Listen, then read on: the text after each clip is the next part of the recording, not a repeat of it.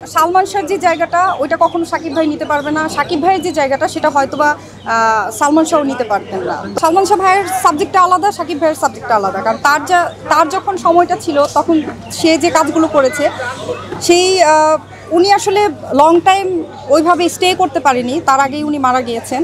তো এই জন্য মানুষের মনের মধ্যে গেঁথে আছে, যার কারণে সে স্বপ্নের নায়ক হিসেবে আছে সবার কাছে।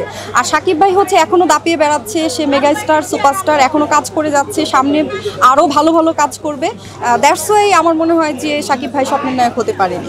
একই সময়ে থাকলে কি হতো সেটা তো আসলে বলা যাচ্ছে না, বাট আমি মনে করি যে যার যার জায়গা তার।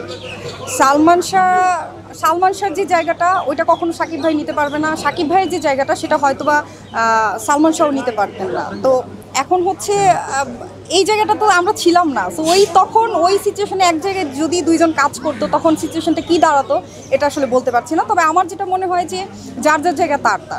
এটা সালমান ভাইয়ের জায়গাটা সালমান ভাইয়েরই থাকতো, আর সাকিব ভাইয়ের জায়গাটা সাকিব ভাই হিসেবে থাকতো। হয়তো বা এখন আমরা যেরকম বলি সালমান শাহ হচ্ছে স্বপ্নের নায়ক, সাকিব ভাই হচ্ছে মেগা স্টার, তখন হয়তো অন্য রূপে অন্য নামে তাদেরকে আখ্যা দেওয়া হতো।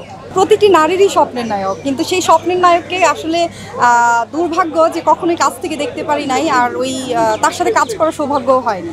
অবশ্যই স্বপ্নের নায়ক, তার সম্পর্কে যতটুকু শুনি, তার লাইফস্টাইল, তার কাজ যতটুকু দেখেছি, এটা আসলে প্রতিটি নারীরই স্বপ্নের নায়ক। আমি শিল্পী, আমি সবার সাথেই কাজ করতে চাই, কারণ চাইবো না সেটা বলবো না, এমনও তো হতে পারে নায়িকা তো অনেকেই আছে। এখন যদি কেউ বলে যে আমার সাথে কেউ কাজ করতে চায় না, সেটা আমার জন্য আসলে অনেক বেশি কি বলে, মানে এটা খুব ইগোইস্টিক একটা বিষয়। তো সেটা আমি কখনোই বলবো না, বাট কাজ করতে চাইলে অবশ্যই মেগা স্টার সাকিব খান, ওনার সাথে সবাই কাজ করতে চাই, যেহেতু আমি ইন্ডাস্ট্রিতে ছিলাম এবং আছি। সো সবার যেটা স্বপ্ন, আমারও সেটাই স্বপ্ন। আর মনোবল হতে হয় স্পার্জিত। জেরুজালেম 25 বছরের পথ চলায় নিরাপদে রাখার প্রত্যয়ে। যখন আমি এফডিসিতে আসি নাই কখনো বা মিডিয়াতে ছিলাম না, তখন কিন্তু এফডিসি নিয়ে একটা স্বপ্ন ছিল যে এর ভিতরে কী রকম হবে, কেমন হবে।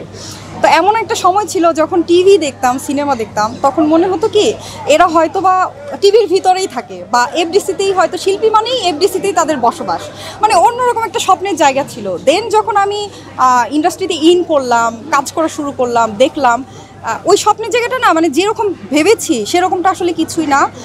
তবে শুনি যে আগে অনেক জমজমাট ছিল, অনেক কাজ হতো, বাট এখন যেটা হয়েছে, এখন তো শিল্পীরা ওইভাবে আসা যাওয়া করছে না, অনেক প্রোগ্রাম হচ্ছে না। যেমন আমি তো অনেক বছর পর আসলাম, মনে হয় সেই নির্বাচনে এসেছি, এরপরে আজকে আসলাম, শুধুমাত্র সবার সাথে দেখা হবে এই কারণে। তো শিল্পী সমিতি যেহেতু আছে, এখনও যেহেতু সিনেমা হচ্ছে, চলচ্চিত্র এখনও বেঁচে আছে, পরিচালক সমিতি আছে, প্রযোজক সমিতি আছে, সো এটার দিকে আমার মনে হয় যে একটু সবার দৃষ্টি দেওয়া উচিত।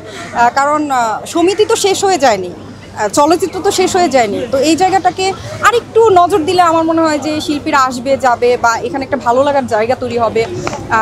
তো ওই জায়গাটা আসলে তৈরি হওয়া দরকার। কারণ আমিও মাঝে একবার এসেছি সন্ধ্যার পরে, তখন ওই যে ভাইয়া যেটা বললো যে ভুতুরে একটা পরিবেশ, আমারও ওইরকমটাই মনে হয়েছে। এফডিসি থাকবে হচ্ছে এখানে তারার মেলা, এখানে তারা ঝলঝলে থাকবে, এখানে কেন ভয় লাগবে। তো এই জায়গাটাকে একটু দৃষ্টি দেওয়া উচিত যারা দায়িত্বে আছেন।